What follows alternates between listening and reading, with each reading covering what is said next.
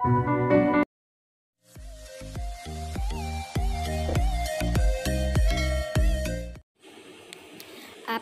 Julia Montes and Coco Martin spotted ng netizens kung saan magkasama ang couples.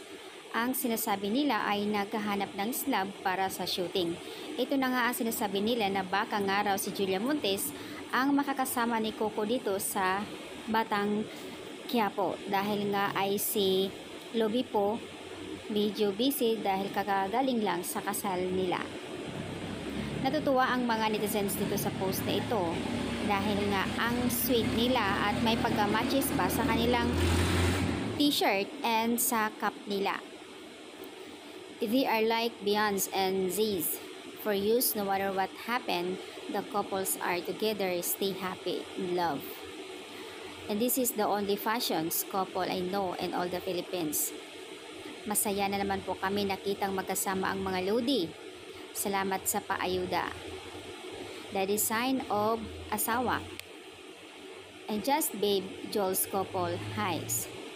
Hindi na naman ako makakatulog nito nang makita ko silang dalawa. And happy Sunday my favorite couples, Coco Joels. Ever since 12 years ko na sila iniidolo. Salamat sa pag-share ng ayuda. We love you so much. Sana more ayuda for Coco Joels.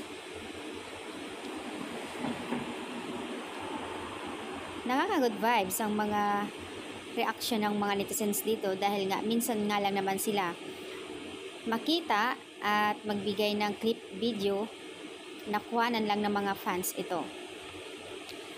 Mabuti naman daw ay nagpapapicture ang dalawa sa isang fan.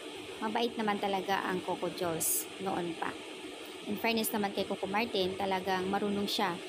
Alam niya na magpa-picture, hindi siya nag-atubili na para humarap sa camera. And also, Julia Montes. Masaya ang mga Coco Joels fans dahil sa kanilang pagsasama at every time nga lumabas nga daw sila, may paterno pang shoes o either t-shirts o either sombrero. Sabi ng isang netizens dito, basta ako masaya ako na makita ko silang dalawa.